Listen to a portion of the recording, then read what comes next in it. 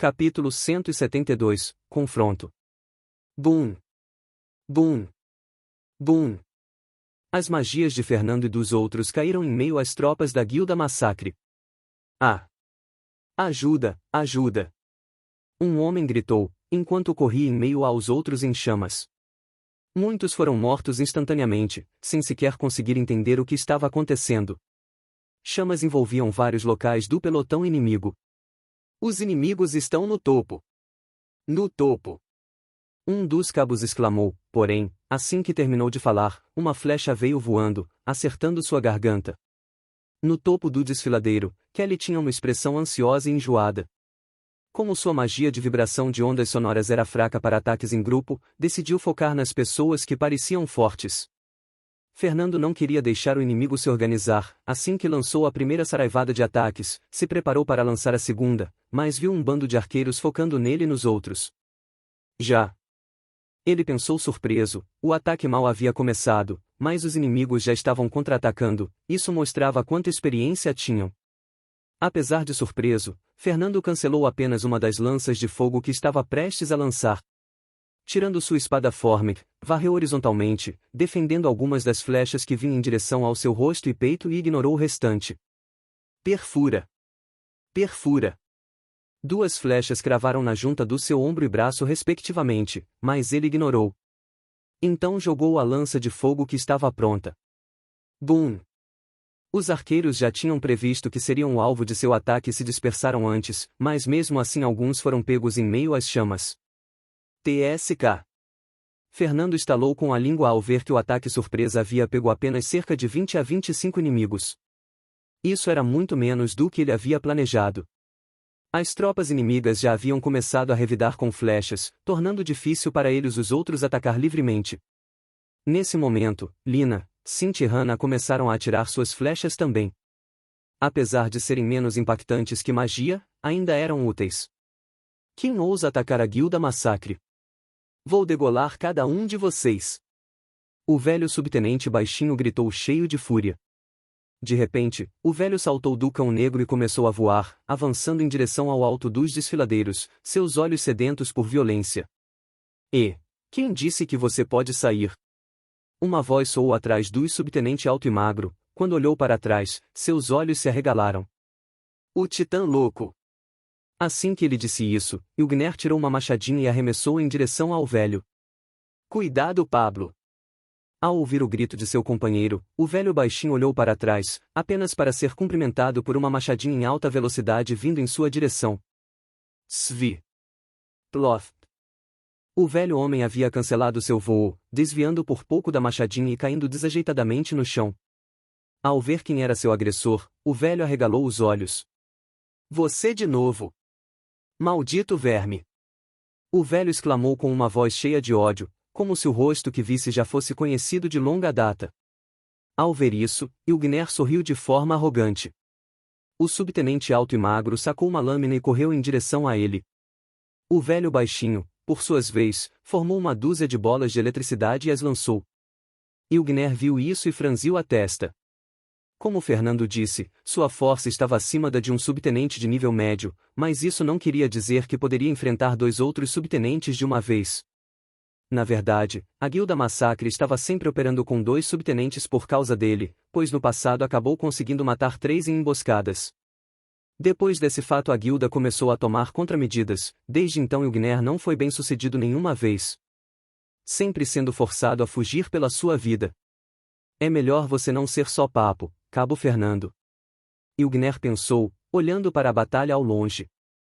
Do outro lado do campo de batalha, Fernando e os outros estavam acuados, as tropas inimigas já haviam se organizado, havia pelo menos 30 arqueiros e 4 magos bombardeando os desfiladeiros.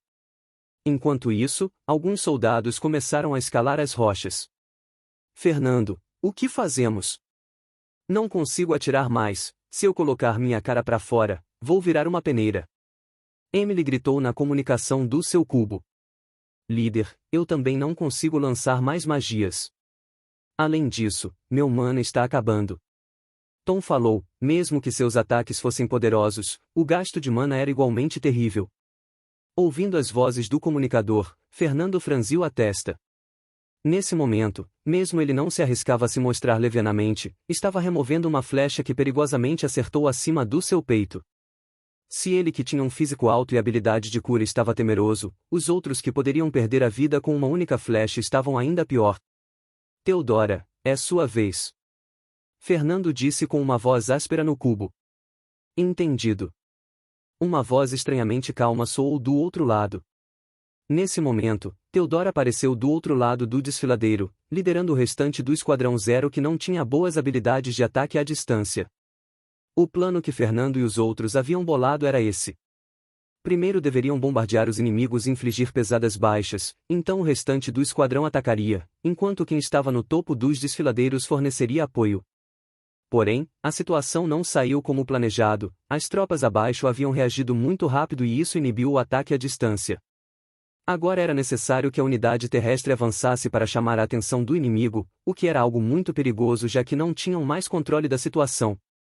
Fernando sabia muito bem disso, mas não havia mais alternativas. Há inimigos à frente. Um dos 3 cabos ainda vivos gritou. Ao verem tropas aparecendo no final do desfiladeiro, muitos soldados se reuniram, fazendo uma muralha viva de 20 homens empunhando escudos e espadas. Porém, ao verem que se tratava de menos de 10 inimigos, todos ficaram espantados. Isso é uma piada? Eles mandaram menos de 10 homens para lutar conosco corpo a corpo?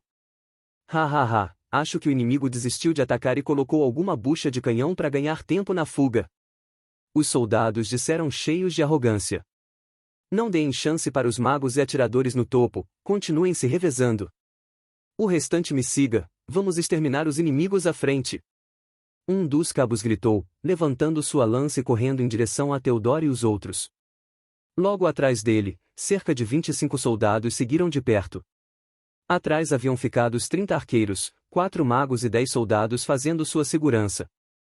Enquanto cerca de 15 soldados escalavam as rochas íngremes, tentando chegar até os arqueiros e magos que estavam escondidos. Fernando sabia que a situação não estava boa, se ele não fizesse algo agora, os soldados inimigos chegariam ao topo.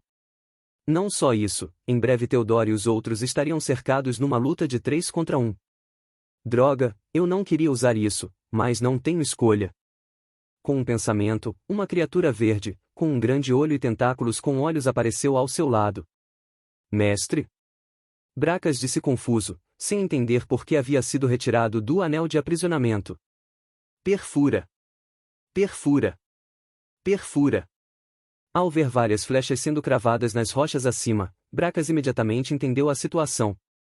É hora de provar sua utilidade. Fernando falou, num tom calmo. Bracas ficou ansioso ao ouvir isso, temendo que o humano o descartasse. Como um beholder, conhecido por escravizar outras raças, sabia melhor do que ninguém que uma peça inútil não seria mantida por muito tempo. Apenas dê suas ordens, mestre.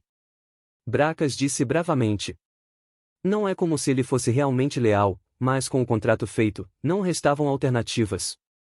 Fernando olhou em direção à batalha dos subtenentes com Ilgner, então seu rosto se encheu de choque. O homem loiro estava empunhando 2 machados gigantes, cada machado era uma arma de empunhadura dupla, mas o mesmo os movia livremente como se fosse algo leve. Bang! Tchim! Ilgner rebateu o subtenente alto com um giro de machado, então usou o momentum para se jogar para frente e girar o outro machado, deixando seu inimigo sem alternativa a não ser fugir. BZZZT! Quando o oponente estava em sua linha de ataque, uma bola de energia veio voando em sua direção, obrigando-o a usar o ataque para rebate-la. Os olhos vermelhos de Ilgner varreram em direção ao velho baixinho. Morra! Hoje você não irá fugir. Assim que as tropas acabarem com o lixo que você trouxe, você estará morto. O velho exclamou. Ilgner olhou de forma desdenhosa para o homem. Como um lobo solitário, ele sempre estava em desvantagem. Mesmo soldados comuns poderiam matar um subtenente se tivessem números suficientes. Isso é o que sempre acontecia quando emboscava alguém da Guilda Massacre, os subtenentes inimigos o seguravam, enquanto as tropas o cercavam. Hoje será diferente, múmia velha. Após dizer isso, os músculos de Ilgner se contraíram, então ele pisou forte no chão, saltando cerca de 3 metros em direção ao homem velho. Porém, o subtenente alto entrou em seu caminho, cortando com suas espadas. Fernando, que estava olhando do alto do desfiladeiro, estava sem palavras. Como eu pensei, esse cara usa o sistema de habilidades. Depois de Raul e si próprio, Ilgner era a primeira pessoa que Fernando conheceu que era adepto de habilidades. Vendo que a luta naquele lado estava em um impasse, não era sábio esperar por ajuda, ele teria que resolver as tropas inimigas por si próprio. Assim que estava pensando em como prosseguir, algo soou em seu cubo comunicador. Alguém ajuda!